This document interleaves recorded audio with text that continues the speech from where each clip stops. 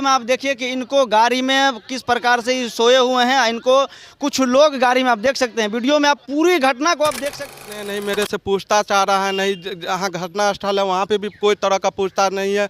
और बार बार हमारे घर पे वो आदमी सब जाके मार रहा है, धमकी दे रहा है कि केस फिक्स वापस नहीं, अभी ले लेंगे, कल मेरा मौत हो जाएगा तो कल कोर्ट भी बोलेगा। एक बार तो मैं रंजीत कुमार, आप देख रहे हैं खबर आज तक। आप देख सकते हैं कि यह एक पीड़ित व्यक्ति है और इनके हाथ में आप देख सकते हैं कि कितना कागजात इनके हाथ में रखा हुआ है। और इनका आरोप है कि मुझे अपहरण कर लिया गया था, इसके बावजूद अपहरण करने वाले लोग मुझे थाना पे ले जा करके रख दिया और थाना प्रभारी ने मुझे पूर्व के मामला में मुझे जेल। बिहार में आप देख रहे हैं कि बिहार की जो स्थिति है, यहाँ शासन और प्रशासन आम लोगों पे हावी है।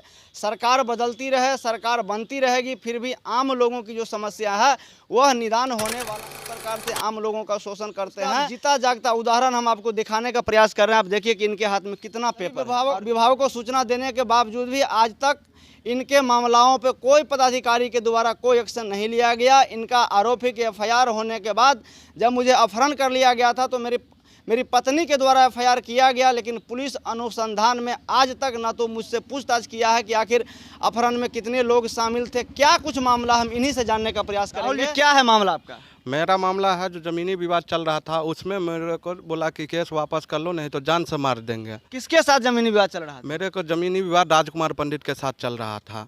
उसमें अपना दियाद मिश्री पंडित उर्फ बैजनाथ पंडित और लड्डू पंडित के भाइयों के द्वारा जो बोला कि केस उस हटा लो, इसमें बेगर अमीन का फैसला होगा, जितना हम कहते हैं उतना ही मानो और कुछ नहीं, केस हटा लो नहीं तो जान से मार देंगे। आपको अपहरण कब कर लिया गया था? 3/11/2023 को।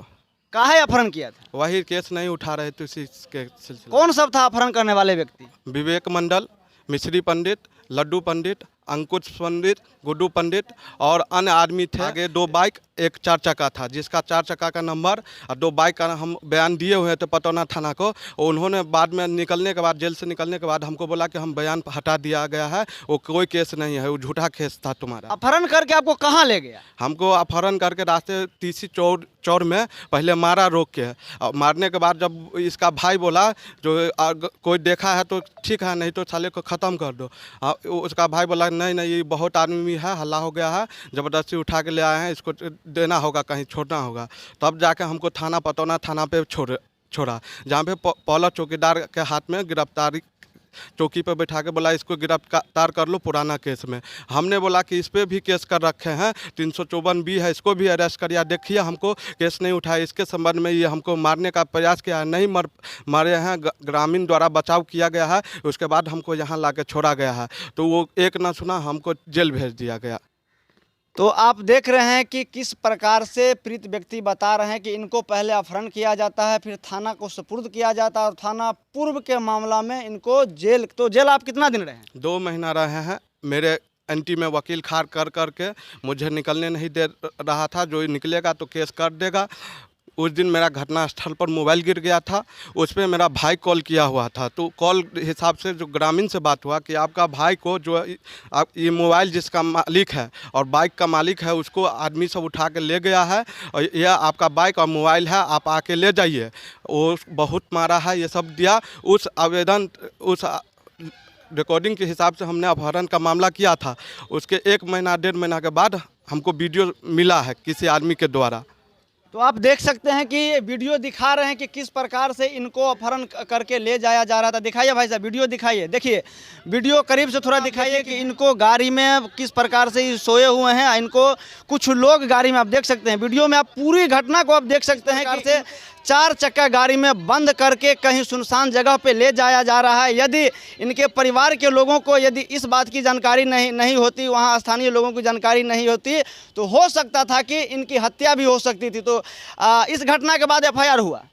उसी दिन एफआईआर किया पटौना थाना में मेरी पत्नी, और मेरे घर पे भी जाके वो थाना पे छोड़ने के बाद मेरी माँ सबको भी मारा। उसके बाद भी पटौना थाना को रिपोर्ट किया गया, जो मेरा पति अभी तक नहीं मिला है। तो करीबन 9 बजे 10 बजे रात में हमारे घर में सूचना दिया कि आपका पति यहाँ पे है, आके ले जाइए राहुल पंडित को।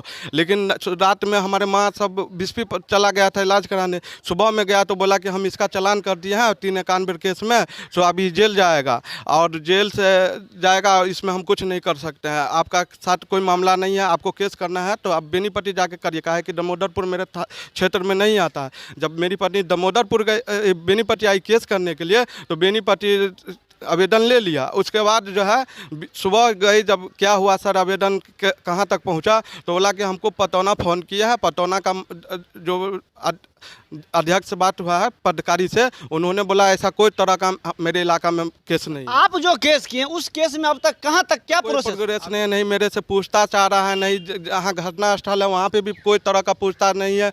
और बार बार हमारे घर पे वो आदमी सब जाके मार रहा है, धमकी दे रहा है कि केस फिर से उठा तहाँ पाएंगे वहाँ मार के फेंक देंगे। और गाड़ी से अभी भी वही गाड़ी से पीछा करते रहता है। यानी कहा जाए तो पतौना थाना आपका जो विपक्षी है, जो अपहरण करने वाले लोग हैं, उनसे मिला हुआ है? हाँ, मिला हुआ है। प्रभारी से हम बोल रहे हैं सर हमको जो मसला क्लियर कर दीजिए, ज़मीनी विवाद है, हमको इस समय नहीं पता। और जो भी है ये अपहरण किया है, हमको बार बार थाना तरफ से हो रहा है कि तुम गरीब आदमी हो, तुम केस हटा लो, काहे इस सब के चक्कर में पड़ रहे हो। यानी आप पे दबाव बनाया जा रहा है कि आप केस वापस ले लीजिए। केस वापस ले क्या आप लीजिए। केस वापस ले केस वापस नहीं, अभी ले लेंगे, कल मेरा मौत हो जाएगा तो कल कोर्ट भी बोलेगा एक बार तो मैनेज कर लिया, पत्नी को 4 लाख रुपया दे देगा, फिर मैनेज कर लेगा, केस वापस नहीं लेंगे। क्या कहना चाहते हैं? अनुमंडल पुलिस पदाधिकारी है और पुलिस अधीक्षक महोदय एसपी साहब से क्या कहना चाहेंगे? हम एसपी साहब से इतना ही कहना चाहते हैं कि जितना क्राइमिस्ट है सबको अरेस्ट किया जाए, और पूरा सबूत के साथ एक बार ये भी लग रहा हो कि गलत तरीके से केस किया हो तो वेरीफाई किया जाए। अभी तक कोई वेरीफाई के लिए पतौना जाते हैं तो बेनीपट्टी भेजता है, बेनीपट्टी जाते हैं तो बोलता है हम अरेस्ट नहीं करेंगे, पतौना करेगा, पतौना का आदमी है, इसी में हमको उलझाया। वरीय पदाधिकारी साहब कभी मिले?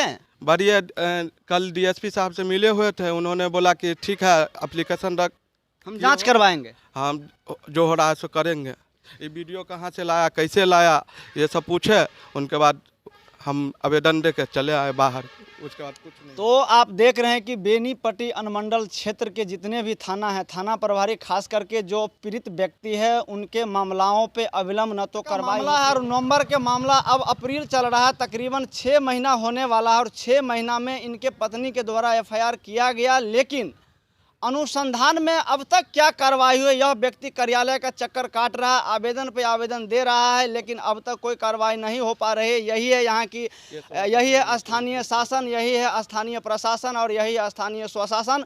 सरकार बदलता रहे, अभी चुनाव का माहौल चल रहा है, अब देखते होंगे बड़े बड़े वादे किए जा रहे हैं, लेकिन अन्य गरीबों के साथ जो अन्याय हो रहा है, गरीबों के साथ जो अत्याचार हो रहा है, उस पर एक भी नेताओं के द्वारा न तो कभी बोला जाता है, न तो कभी देखा जाता है, न तो कभी सुना जाता है। दोस्तों आप बने रहे वीडियो में, तब तक के लिए नमस्कार, प्रणाम, जय हिंद।